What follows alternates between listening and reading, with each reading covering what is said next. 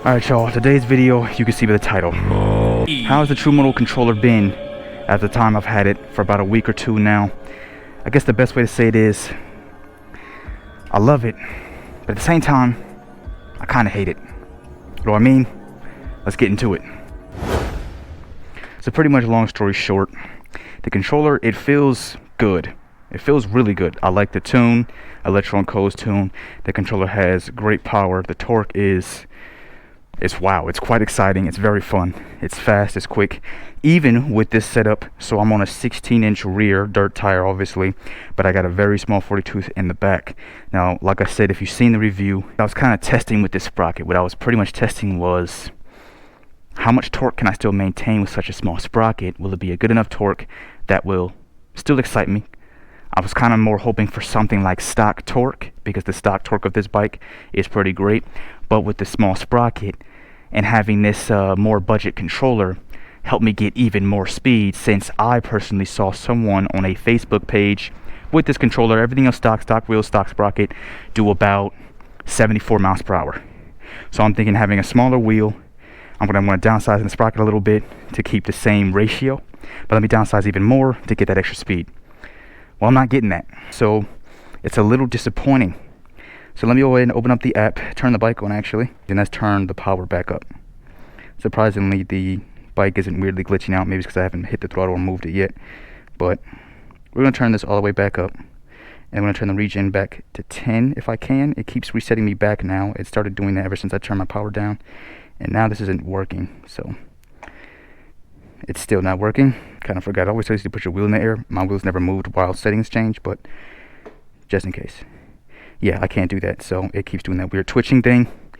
But now our power is all the way up, and for the rest of the talk, I think I'm gonna just hit the road. But let me show y'all what I mean about how slow this thing is, and either I'm missing something or this should be a lot faster. So we're on the road now. We're pretty much full charged. If I'm correct, this thing won't go past 15 kilowatts. So let's see if I can show y'all. The screen's a bit dark, so it's gonna be hard to see. Wait, I'm in the wrong gear. 14, that's it. And it goes back down. Speed said 64 on here. That's surprising. So as y'all see, I have this thing pushed all the way up, but I'm only getting 14 kilowatts when I'm supposed to be getting like 18. Now, surprisingly, I could have sworn the speed app on here would usually say like 58. Maybe it's a little off on the 64. It's been a while, so that did feel fairly fast. But let's see what this app is saying. This is the app I like to use. This is the app that I've been using for years. This app would usually say 55. 57. That's the fastest. I think the fastest I did was 56, but 57 was 1 mile per hour over. We're going back down. It's a tad bit windy. So I'm going to turn it down now. I don't want to waste too much battery. But as you see, I'm only getting 57 miles per hour. I'm going to go ahead and switch the maps now so I know where I'm going. To me, 57, that seems odd. Now, I thought what was possibly happening is my second project, the Project SB 1.0, my original bobber, the little blue bike.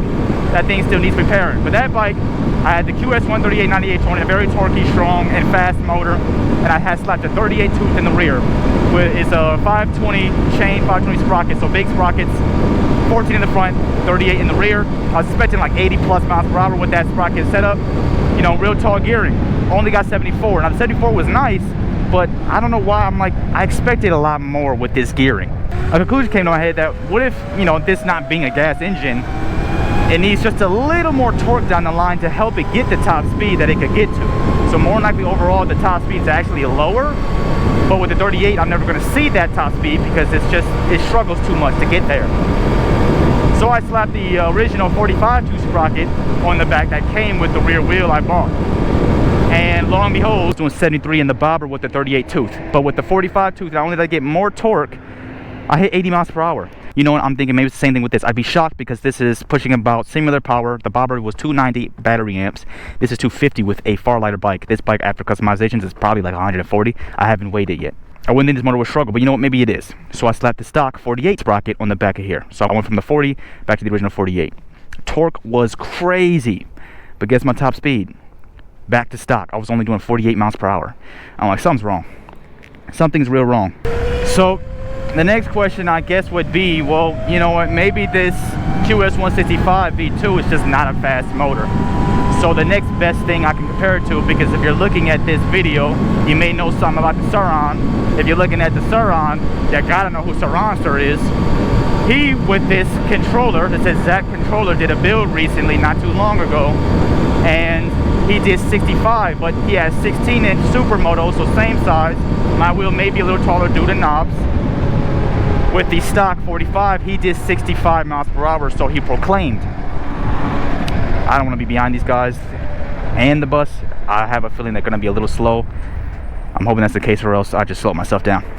When I did these upgrades, I actually did not slap the QS165 on right away. I left the stock motor on because I wanted to do a comparison between the stock motor and the QS165 V2. You know, which one would get hotter, which one has more torque. Hurry up. And last but not least, I had a feeling it'd be the stock motor, but which one would have a little more speed. And when doing that, of course, 42 sprocket still on it. So I went to go do a top speed test with the 42 sprocket and the stock motor, and guess what I got? 65 miles per hour. I hit 66, but I think it's only because I was going to do a small, like, downhill before the road went flat again. Because it barely hit 66, but it only hit 66. So it still left me confused, because obviously I've already seen the video when I ordered the controller 2 months ago, because this controller was heavily delayed. I had to wait 2 months to get it. So I'm very confused to how I have way taller gearing than Surron, yet we're both getting the same speed. And the stock motor also has some fairly excellent torque. But anyways, yeah, man, so this is leaving me all confused. I got the same setup as Surron with much taller gearing, excellent torque with the stock motor, yet I'm getting the same top speed he's getting. And it got to 65 pretty easily. And that was the most surprising part. Same with this gets to 55 pretty easily. And then with this motor, you could also say, well, maybe this just is a slow motor, even though you would kind of be ignoring what I said about the stock Surron motor not getting any more speed. Maybe the QS165 V2 is just a slow ass motor. Torquey, but just there's not much motors out there that are as fast as the stock motor. Well, I saw somebody do a build with a Torp TC500. He proclaimed 80 miles per hour with the 165 V2. The 165 V2 is not the V1. The V1 was lackluster in performance. It wasn't much better than the stock motor at all. Oh, I would say, why is he trying to take me on the highway? I forgot. This is to avoid the highway, so I'm going to be on that side road, not actually on the highway. I better be, because fuck that. This bike ain't fast enough to be on no highway. So, besides my confusion, I'm only left to one idea to what could be happening. Because I will say, doing that with the stock motor and even doing this with this QS165, the aftermarket motor, it felt like stock Surron Eco Mode. His torque is still there, but it's limited. It cuts right off at 30 miles per hour. You're not going no faster. So it feels just like that. I feel like I said, stock motor got to 65 pretty fucking easily. This motor will get to 55, 56, 57 pretty easily. My only thought is, did they send me a bit of a bad tune? Or not a bad tune, but did somebody forget to change a setting in this controller before they packaged it up and sent it out to me? And that's the only thing I can think of, because it feels like I'm being limited. I don't know, it's what it feels like. Regardless, it's very confusing. Where am I going? It's very confusing to why I'm so slow. It has all the low-end torque, even with the 42 sprocket. Its low-end torque is great, but the mid-range torque is quite shite. There's like literally no mid-range torque with this thing.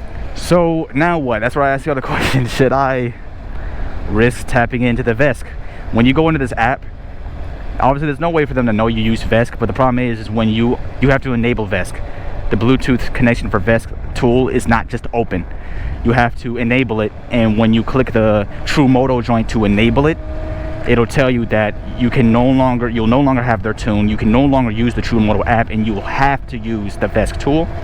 So for some of you, you might not give a shit because you probably already used VESC before. I've never used VESC, never. So do I want to risk it? And for anybody who's used VESC, is anybody watching this video has ever just said fuck their TruMoto app and used VESC on this controller? And how was it for you? Should I just go full VESC? Because I feel like the only way I can fix this, look at that bike. Yo, hold on. I'm about to get hit by traffic, but fuck it. You're turning, I'm gonna cut right in front of you. Thank you. Wow. Now that's sexy. Yeah, I just did that just to look at that. But anyways, should I risk going into VESC? tuning it myself, which I typically can get some fairly nice tunes going. My bobber tune is quite nice. I like my tunes, you know. Obviously, you're gonna set the shit to what you like.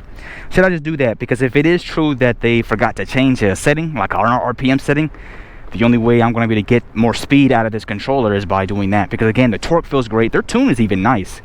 Wish I could have regen off. If it ain't in the brake levers, I don't care for regen. Wish it didn't have regen. At least for the people who have the app, you're gonna have that twitchy regen shit with your stock Surron motor and the QS165V2. I don't know if other motors like the EBMX motor or the social motors are tuned to this controller yet. You'll have to go on the website and see, because they'll tell you what's tuned for it and what's not. Besides that, it's a pretty great controller. I'm just really slow right now and I can't figure it out why. But that's it. I don't really have anything else to say about it. So I'm gonna go ahead and end this video off here, y'all. That was just a short one and just a small talk. If you enjoyed this, make sure you like, comment, subscribe. Alright, I'm gonna say it one more time. Like, comment, and hit that subscribe button to become electric with the rest of people. Get electrified with the rest of the people. It has been. I would show y'all my phone, but by the time this video come out, y'all gonna see my phone. So I don't really need to. And I'm out. Peace.